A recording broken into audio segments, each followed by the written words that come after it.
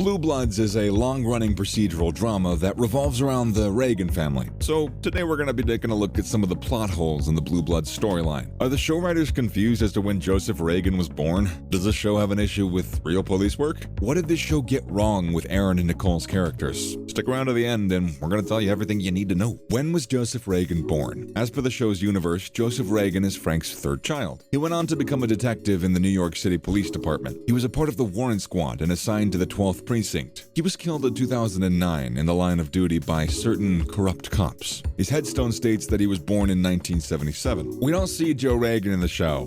When the show starts in season 1, we see the Reagan family coming to terms with a death which took place a year ago. In episode 22 of the season, we see the Reagans discover the truth behind Joe's death. Season 6 roughly depicts the year 2015. In this season, we see Erin Reagan celebrating her 40th birthday. This tells us that she was born around 1975. We also know that Donnie Wahlberg is 2 years older than Erin. We know from official sources that Joseph was younger than Erin Reagan, but older than Jameson Reagan. The show's chronology confirms that Joe is the third child and was born after 1975. However, it seems like the show's writers didn't consider the backstory created. In season 2, episode 4, Frank Reagan was having a conversation with Garrett and told him that when he was 20, Joe Reagan was in his diapers. He also states that at this point in time, he was a beat cop in Bed-Stuy, and the Watergate controversy was taking place. Let's analyze this statement. So, the Watergate scandal was in the news between 1972 and 1973. By 1977, there was nothing much taking place in relation to Watergate, so Frank seems to suggest that Joe was born before 1972. In season 8, episode 7, Frank refers to Joe as his eldest son. Now, it could be the case that age was catching up to Frank, but we think otherwise. It would be strange if the police commissioner couldn't even remember who was his oldest child. Donnie Wahlberg forgets his wedding anniversary. Season 2, episode 4 is titled Parenthood. In this episode, Donnie Wahlberg states that he's been married for 12 years. The very next season, during episode 4, which was called Scorched Earth,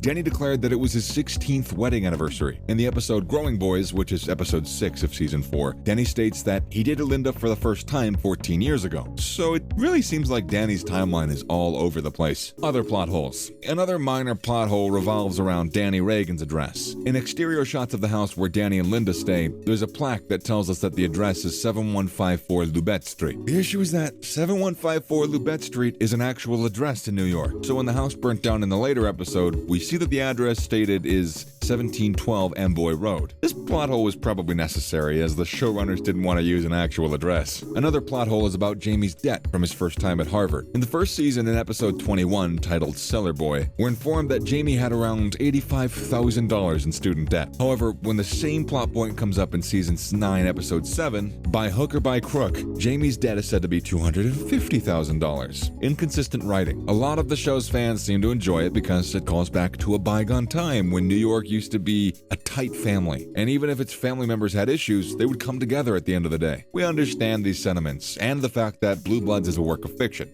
However, CBS prides itself on having created a procedural drama that's accurate. Criticizing the writing of the show when the writers goof up is a rite of passage for the fandom. In real life, police work is highly compartmentalized and very technical. After every arrest, an officer spends hours doing paperwork related to the arrest and processing the prisoner through the justice system. Police officers also tend to stick to their areas of specialization, i.e., you rarely find a homicide detective doing other types of police work. But in Blue Bloods, we pretty much see everyone in uniform blazing their guns and taking down perps. In addition, the Reagans are involved in every case that matters. It does make for compelling entertainment, but is this fine for a series that prides itself on being an accurate depiction of police work? If this show didn't harp on the accuracy factor, we would have been super duper happy to give it a pass on these kinds of issues. Another conflict is the conflict of interest that arises when one family is entrenched in the criminal justice system. There are episodes where the conflict of interest issue is blatant, e.g. situations where Donnie investigates threats made against his father, Frank, or his sister, Erin. A Quora user, Tim Dees, who is a retired cop and a criminal justice professor, noted that Donnie and Jamie Reagan had the tendency to shoot a lot of people. According to Dees, cops who are involved in shootings are watched for any inappropriate behavior. Sometimes such officers will be transferred to other assignments. Though the Reagan family has devoted itself to New York City law enforcement, Erin Reagan has taken a slightly different path. She went on to become a lawyer and is an assistant district attorney. So her job isn't quite precisely law law enforcement, but it is still upholding the law. This brings her into conflict with her family since they are out and about on the streets doing rough and tumble police work.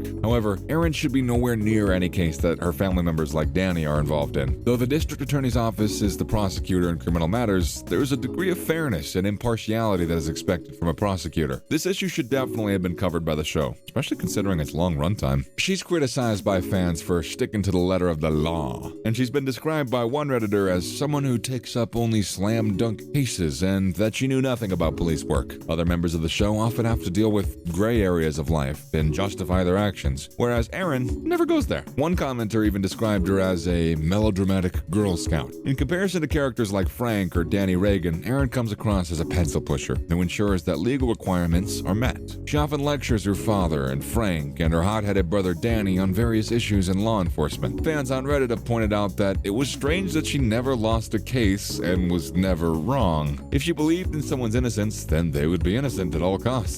They compared it to Law & Order, which showed the assistant district attorney at least lose cases occasionally. In addition, in New York, the district attorney's office is a highly political and competitive environment. In order to advance or even to stay at one's post, a district attorney had to be ambitious and play the political game. Erin, on the other hand, stays away from politics and nothing happens to her. Another character who receives flack is Erin's daughter, Nicole. Now, the show tends to espouse conservative positions, and the fans of the show also tend to have a conservative viewpoint. Nikki was supposed to be a young college student who would act as a counterpoint and provide alternative liberal view on issues. Her character was supposed to be a passionate person who tries to convince people to look at other perspectives. This obviously leads to situations where she's in conflict with her family. During these instances, she comes across as lecturing her relatives rather than engaging in debate. Now, it's understandable that a young person might not be fully aware of social and political issues and might have some difficulties articulating their thoughts fully. However, Nikki's been written so poorly that most of her viewpoints are only backed by feelings rather than logic or facts. Some fans have even compared her dialogues to rants rather than a discussion. On the other hand, some fans don't really mind her because they believe that different perspectives make the show enjoyable. Though she's pretty much disappeared from the show entirely after taking up her job in San Francisco, it's likely that when she comes back,